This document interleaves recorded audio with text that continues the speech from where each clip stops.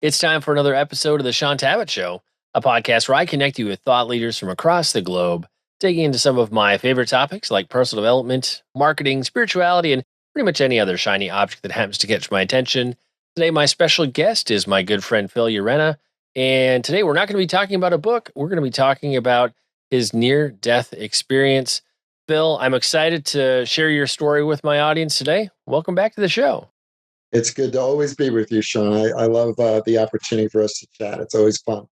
Well, and I love, when I'm doing one interview and somebody tells me something either during the interview or outside of the interview, when it spurs another idea for another conversation. And we last talked just a couple of weeks back, and here we are once again.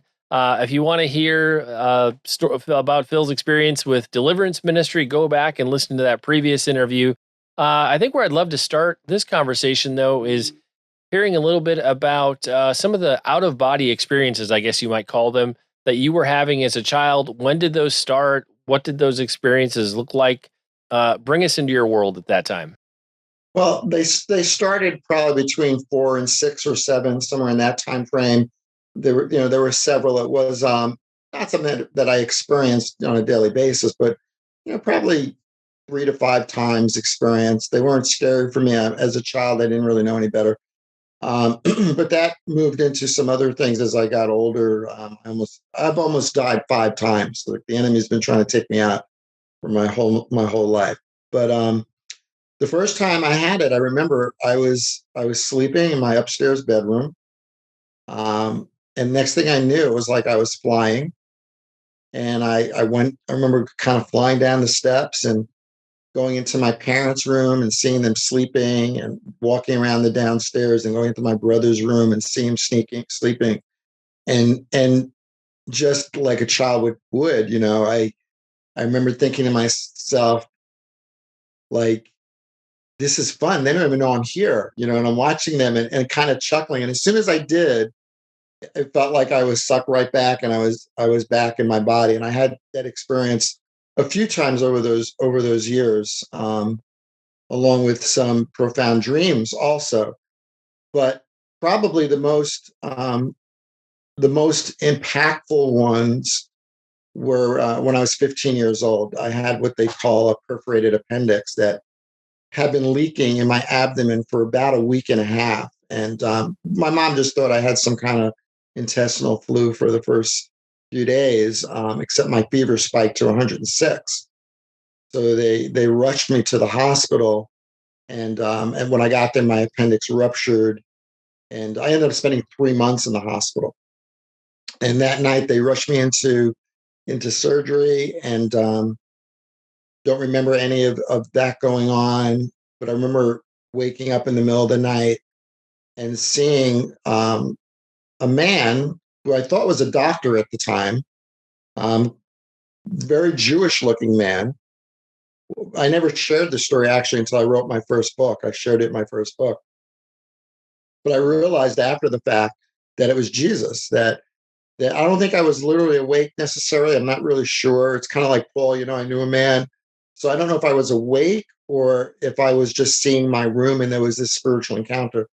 But he told me, he said, "You're very sick and you're going to be here for quite a while, but you're going to be okay. Have faith. You're going to be okay." And it turned out I was there for 3 months. I was in the hospital for 3 months. So towards the end of that 3 months, I had to have a second surgery because what went on with the infection throughout my body created a very large abscess the size of a grapefruit that they couldn't find. That was the reason I was in there for so long. So when they brought me back, they sent me home overnight because they just wanted to get me out of the hospital, and because I was getting depressed. And they rushed me back in the next day, and they had to rush me into surgery. And when I was in surgery, I remember seeing them doing surgery on me.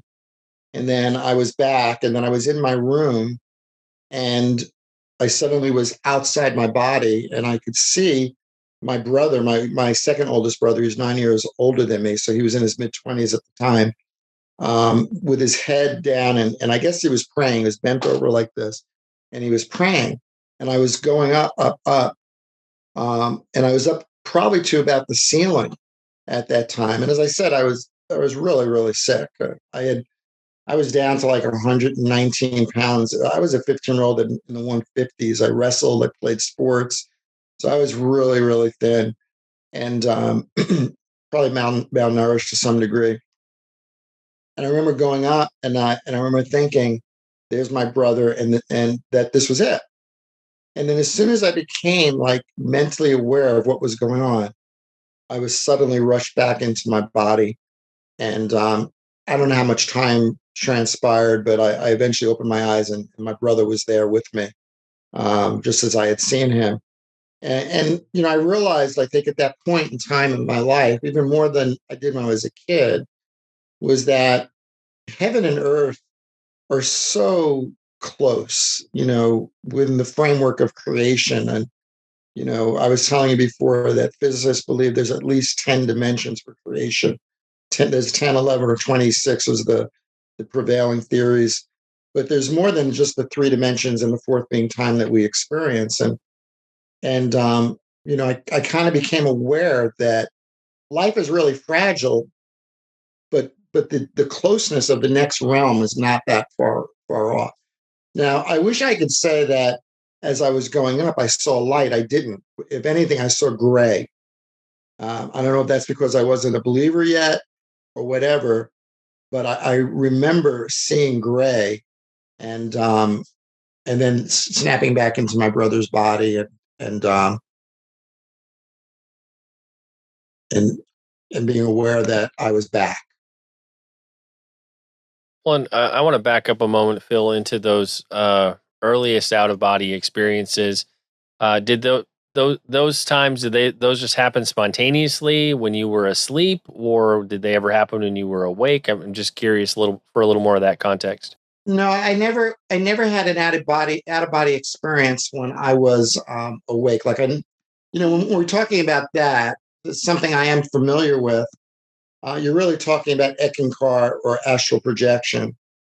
And, that's really not something to play with, because you have to be somewhat intentional for that to happen. However, what I would say is the both of those encounters that I had in the hospital, the one with Jesus coming, and I really do believe it was Jesus. If it wasn't Jesus, it was an angel, just glowing white, but very Jewish looking. He had a beard. I tell people, if you ever know who Jonathan Kahn is, he looked kind of like Jonathan Kahn.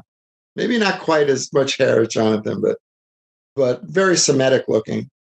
And both those cases, whether I was awake, well, particularly that one, I could have been awake. It felt like I was awake. Certainly felt like I was awake and having this encounter. So I've had all sorts of those kinds of encounters in the middle of my sleep, where I feel like I'm awake, like I'm in my house, I'm aware of where I'm at, and I'm having a spiritual encounter with something from another place. Um, but you never really know, am I awake or am I asleep? But it feels like you're awake. Like I can see my room, I could see my wife, next to me in bed, and then seeing this thing happening. And Phil, we've talked about in previous interviews that I would describe it as God has given you the gift of functioning as a seer, so to speak, Mm. from a very young age. I mean, would you say that seer anointing, if you will, plays into even having those experiences at a young age? Yeah, I think they do. I think it, they absolutely do. I don't know if they play. It's hard for me to say if they play into the outer body experiences. They certainly play into the open vision type things, where I just have this sense that there's times when the veil between heaven and earth can be pretty thin. But in our Western mindset, we don't really have a framework to understand what that might look like. But we can see in the scripture, Jesus and two angels walking on earth. I mean, it wasn't like they beamed up from outer space and they came here. They just stepped from one place into the next. And I think there's some people that are wired in a weird way to have those kinds of experiences. My oldest brother has way more crazy experiences than I've had. And then there's others that just there's a moment that's sovereign, perhaps, where they have those kinds of encounters. But the out of body experiences for me, when I was little, I think really came out of a place of innocence and perhaps the wiring. But when it happened to me when I was 15, I know it happened to me because I was close to death. I really thought I was going to die. They thought I could die.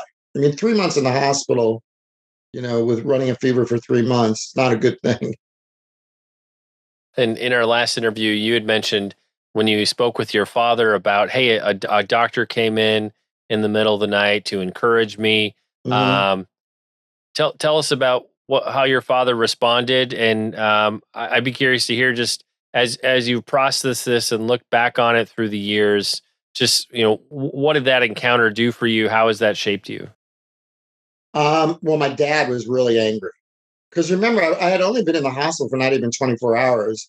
They had done emergency surgery. Um, poison was throughout my body. And my dad came to see me the next morning, and I tell him this.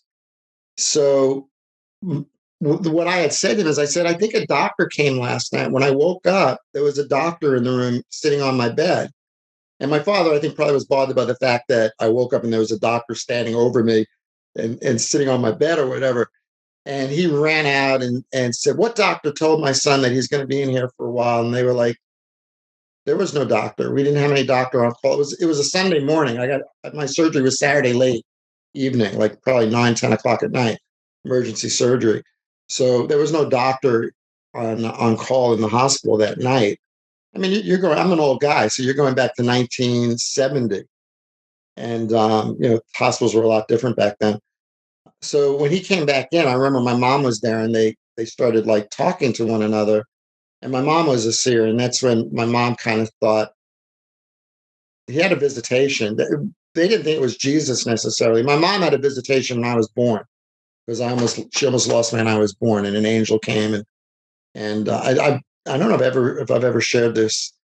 It might be in my first book, but basically, angel came and told her that I would survive. I was premature, and that she was to name me Philip after the evangelist. And my mom wasn't super, she wasn't a Christian, so so there's kind of a history with that, with those kinds of things. It impacted me in this way. My dad died a few years later, and I think probably that encounter made me realize that, first of all, that heaven and earth are not these two places that are far off from one another. That it's paper thin. We're so close, and that God cares. That God, why did He step into my hospital room and give me that message? Just have faith in probably the scariest, or one of the scariest times in my life. Certainly the scariest up to that point in my life. And I think throughout life, it's kind of impacted me. Just I know no matter how bad things get, Jesus is right there, literally. Like literally, I still believe that He can walk into the room any moment, or an angel can, or whatever, because I don't see it as there. Like these near-death experiences that we talk about. We like to. There's great stories, right? There's some books written on these wonderful stories. But I don't know that these near-death experiences are because you're nearly dead, as much as when you're in that place, you're so unguarded, you're so soft in certain ways that it leaves room, it leaves space for these spiritual encounters. And usually it's if you're a Christian, we mentioned beforehand that those that are non-Christian that have some of these experiences have some very weird perspectives on some of it. But for a Christian, I think it just shows you how close we are, to Him. How quickly. Let me tell you a really interesting story. So, my mom died in 2015. And as she's dying, we're in the room and we're worshiping and we're praying for her. Just a beautiful, beautiful moment, divine moment. At the same time, my son and my daughter-in-law are in Redding, California, and they're FaceTimed in so they could kind of be present. So as my mom passes, my niece tells me, I had a vision of grandma. And in the vision, there was a city behind her, and there were these gates to the city, and I saw my Uncle Frank and my grandfather, her great grandfather, come out of this city. They both believed in Jesus, and take mom and bring her into the city. And there are these people waiting for her. And they said, I saw grandpa, my dad, on the other side. Now, my dad died when I was 19. My daughter-in-law has never seen my dad. She's never seen my uncle or my grandmother, or my grandfather, rather. She doesn't know any of my family. They've even seen pictures of them. She's in California. She messages us later on, not knowing my niece's vision, and says, I saw grandma with a man, a younger man and an older man, come out and meet her. And then they escorted her in and they brought her to another man inside the city. And she was seeing it from inside the city out, when my niece was seeing it from outside the city in. And they had the exact same vision. I really believe that is exactly what happened. I really do believe that. I believe that in that moment, we can have theological conversations about what is paradise and is it different from heaven or whatever. But I really do believe that they were both seeing into the heavenly realm in that moment, because we're not that far. We think we are, but we're not. I mean, I don't know how to describe it, but perhaps it's an overlay. In him, we live and move and have our being, literally in him. So all things are possible. So I think we're having engagements that are not literally near-death experiences, but fall into the same kinds of framework of the supernatural as those experiences do. The only difference is, I think, when we're near death, there's a vulnerability, there's a higher sensitivity in the spirit realm. Like my mom, for the last 2 weeks she was alive, she was having all sorts of supernatural experiences, people coming into the room and conversing with her, different things going on, all good, because the veil was so thin at that time. And I think that's what happens. The veil at death is so thin that it's just more common to have those experiences. But I think we're capable of experiencing those types of things, and we don't need to be near death. And I don't think we need to go seeking them. I just think we need to be aware that they can happen, and sometimes when they do, recognize that, not try to explain it away, because I think I've met people that they explain these experiences away. I think it was just this or it was just that. Well, maybe not. Maybe that was an encounter. And if it was an encounter, then there's a reason for it. Take that with faith, take it and let it breathe hope. Well, I think a lot of people have encounters when they're children, like you had said, when we're in more of a state of innocence and we don't know any better, That's right. so to speak. And then as we become more learned of what's appropriate and expected in the world, we write those things off as childish experiences, or the memory fades and we're just like, yeah, whatever, that was the thing. I liked the term you used of overlay. One of the interesting stories. So I recently did an interview with another Destiny Image author, Sarah Jane Biggert is her name, and she's part of Emma Stark's prophetic council across the pond over there in Scotland.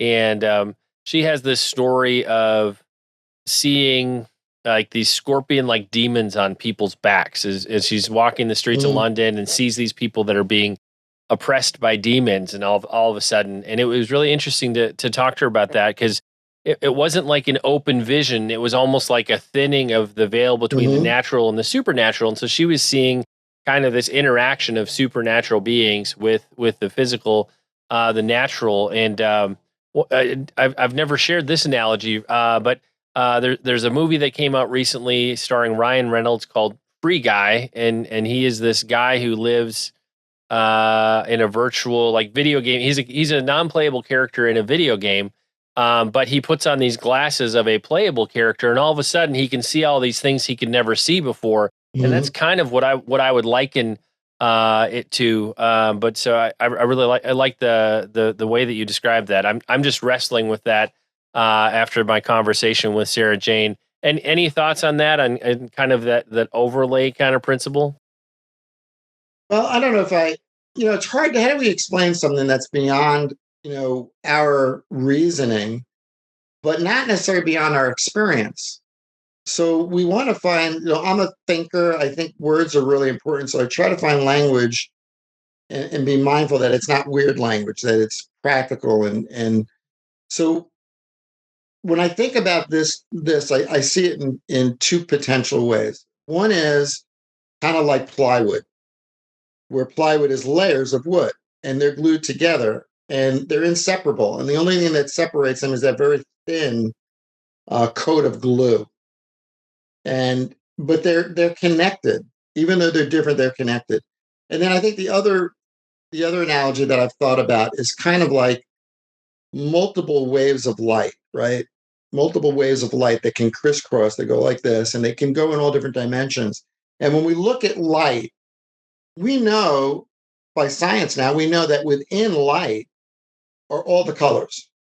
If there's 16 million colors, they're all in the light. You can't separate those colors without a device a prism that separates those colors, and now you can see them.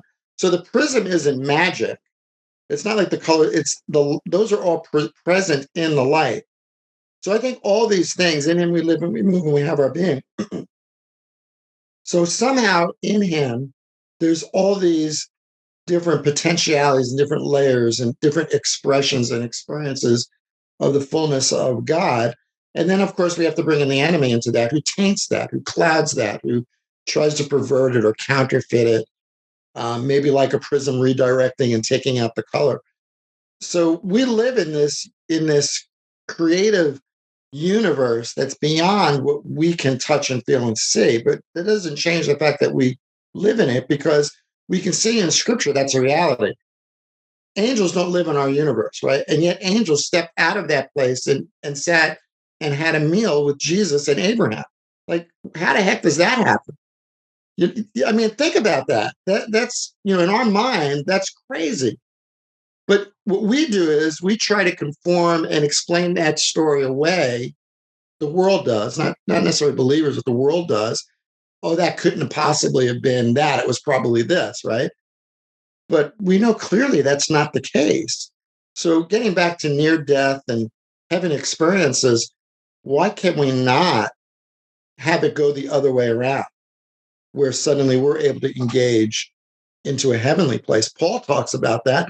And Paul's so careful how he unwraps it. He says, I knew a man who, whether in the flesh or out of the flesh, went to the third heavens, right? And he's not even directing it towards himself, but we know it was saying, well, hey, how did that happen? That he probably got killed at least once, if not more times. I mean, he was stoned several times. He was left for dead a few times. He was left out in the water a couple of. I mean, chances are Paul died somewhere. So did it happen when he died, or did it happen some other way? We don't really know the specifics of it. But I don't think it had to be when he died. I think that, I mean, I know prophetic people. I know some people think it's weird that have had those kinds of encounters. So I think near-death experiences, this may blow up what you're going after with near-death experiences, but I think near-death experiences are not near-death experiences. They're encounters with a realm that is a created supernatural realm that we're just not sensitive to or experience. And you don't have to be near death to experience it, but because you are near death, that veil becomes thinner because of the transition that's going to happen for us. So we have these encounters. But I've known people that have had those kinds of things. I mean, I've had visions of heaven, of the same scene in heaven, the same exact geography in heaven. I've had that many times, and one of the most profound times was my father-in-law was dying, and I saw that scene, and I saw Jesus come and take him and bring him to this city, maybe the same city where my niece and my daughter-in-law saw my mom go. I mean, so I think that's more real than we realize. We kind of think of that as some kind of other reality, but that's only because we're limited by our senses, and we're not really very open to understand that there's something bigger than that. And again, I want to be really cautious for those who are watching. I am not saying we try to make these things happen. That is really dangerous. That is sinful in my mind, because you're breaking outside of the framework of where we're confined to, basically, where we're put to. So I know I knew people when I was when I was a new ager and into transcendental meditation that did astral projection. And it was never good. It was never a good thing. It started out as a high, but it was never a good thing because we don't have the authority to do that. But I think there's certain times where God just intervenes, he just sovereignly moves. And then other times when you're on near death where the veil is thin. I watched my mom go through it for about a week and a half where the veil was so thin. She would be here with me 100%. And then all of a sudden she'd be talking about people she's seeing and having conversations with people and stuff like that. And she wasn't losing her mind. I think the veil was that thin. Well, I think to some degree, what you described earlier, we're in that almost like I can liken it to that state where we're kind of in between waking and sleeping, Mm-hmm. where again our resistance is to a level of almost non-existence. Like we're not resistant in our mind to things, Mm-hmm. therefore we are open. I don't. Open isn't exactly the right word to describe what I'm thinking of, but I would liken it to that to some degree. In terms of your encounter in the hospital and some of the things that you experienced growing up, how would and if we look at it from a purposeful perspective, how did God use those to prepare you for where you'd eventually go in ministry? Was some of that a faith building sort of a thing for you? I'm just, on this side of it, how did God use those experiences to impact where you are today? Well, I think probably a couple of things. I think, first of all, probably instilled in me a faith and a hope, knowing that there was something more than just what we experience here. So it made me a searcher for truth. It made me one that wanted, it also, I think, put in me a guardedness that I wasn't willing to just go with an experience. Because I could have had a lot of experiences through the new age stuff. I mean, I could have, but I wanted what was real. I wanted what was authentically God. And I think because of that, because I questioned everything, I'm a critical thinker. So even with when people were having experiences that were part of the new age, I would always be critically thinking about that. Okay, but where did that really lead you to? What did that really say to you? How did that really impact you? Did it change your life? Because I didn't see change. I still saw, and particularly one guy that I knew very, very well, I still saw anger. I still saw, a lot of self-centeredness, selfishness there. And I thought, well, if this is real and I believe there is a God, then there should be some kind of transformation that comes out of that. So I think it made me open to the reality that there's something and someone bigger, and that I needed that I could not survive this side of heaven and be whole really without him. And it gave me a framework for faith that can't be seen or touched, because these were things that I saw and experienced that didn't make sense. So just, I think, gave me a framework to just say, I know God is there, and I know that he's not functioning the way we would function. There's a supernatural, and an understanding that there's a supernatural that's God, and there's a supernatural that's not God, and being able to start to think through those things as I was having various experiences, saying, was this God or was this not God? If it made me move towards him, if it made me feel peace, if it made me feel love, if it made me feel hope, then I knew it was God. If it made me afraid or it made me feel some other thing, then I knew it wasn't God. So that when I had my encounter with the Holy Spirit, it was so supernatural and so clearly God that I was all in. There was no turning back at that point. And then after that, there was just a process of friendship with him where we just had an ongoing conversation and ongoing encounters in different ways that just drew me deeper and deeper in. So I could never be a non-charismatic Christian.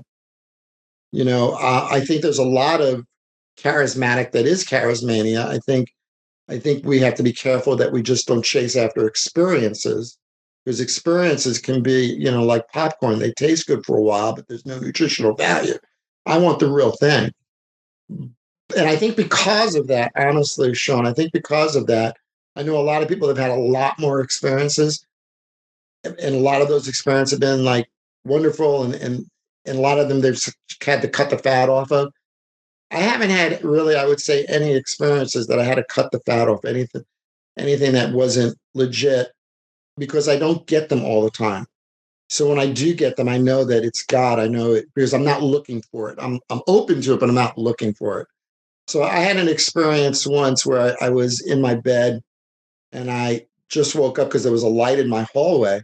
And I got up on my knees. My wife was in bed next to me, and I saw an eagle, beautiful eagle, flying right down the hallway and then hover right over me. And it just was going like this with his wings right over me. And it was made of light. It was I don't even know how to explain it.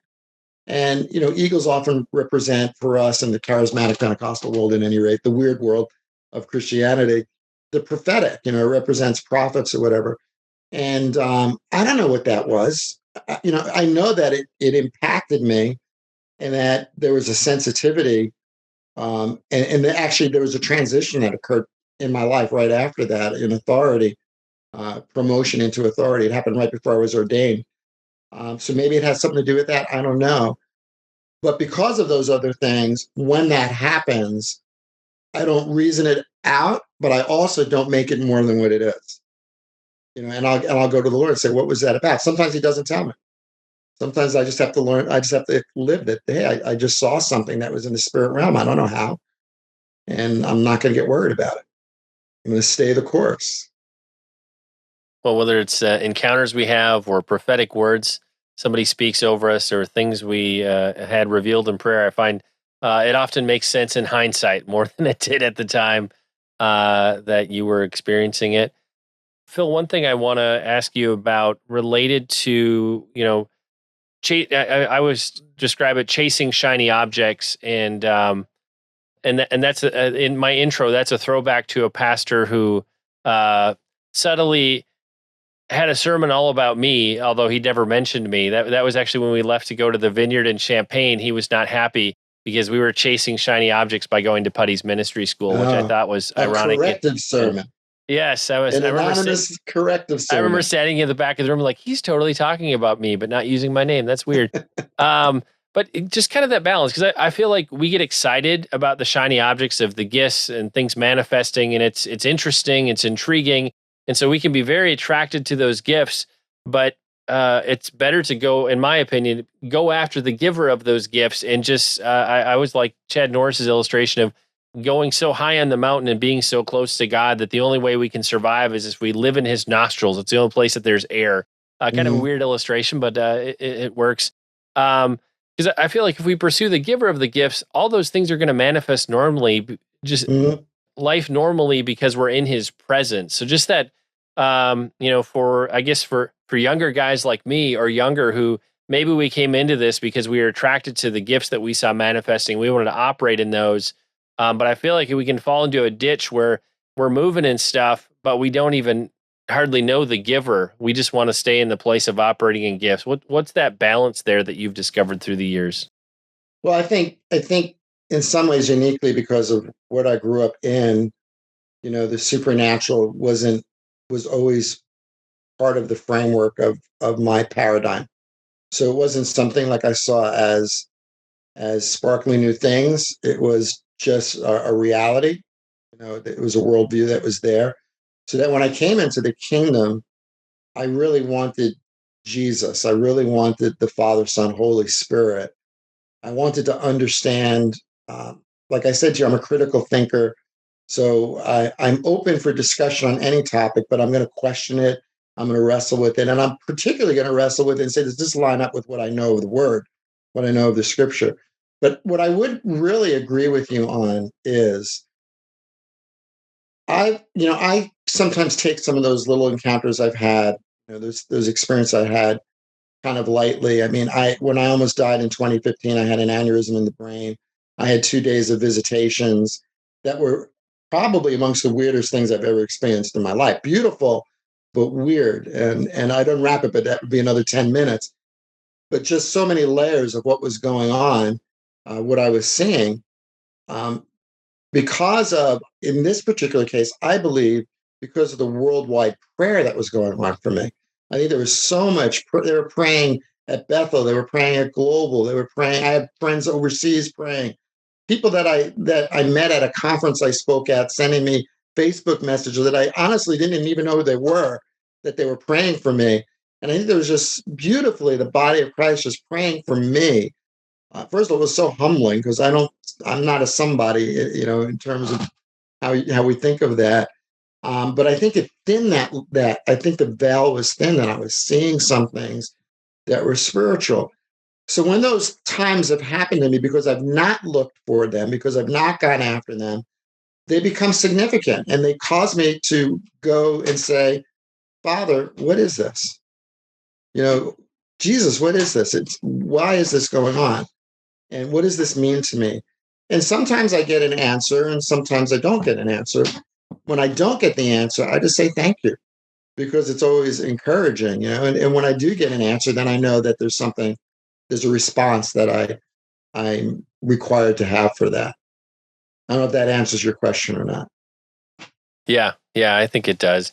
Well, and I always feel like it's important to try to stay in the place where we're always curious, we're hungry, we're humble, and just to not lose that wonder. Mm-hmm. On the one hand, I've encountered people who are early in their journey and they're just so darn excited about anything and everything that God's doing.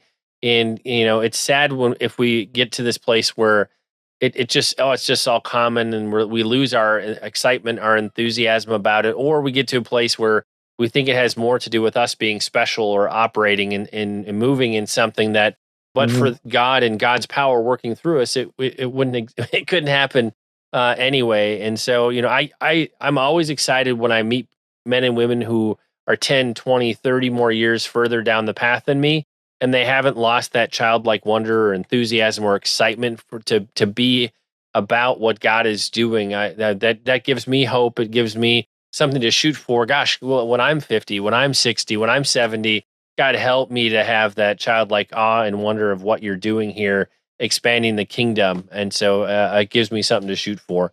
Almost time for us to wrap up, but Phill, I know you have one more story that you'd like to share with us. So share that with us, and then we'll be all Well, about done.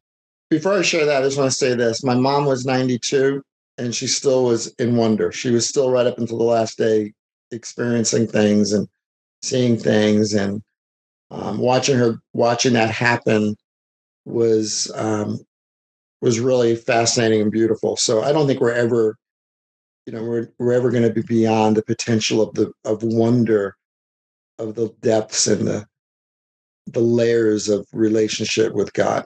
I don't think that ever ends. The only thing I wanted to share with you, I was thinking near death experience was my my cousin's father-in-law was dying, and he had slipped into a coma. They had really said that was it. He only had hours, if that, to live.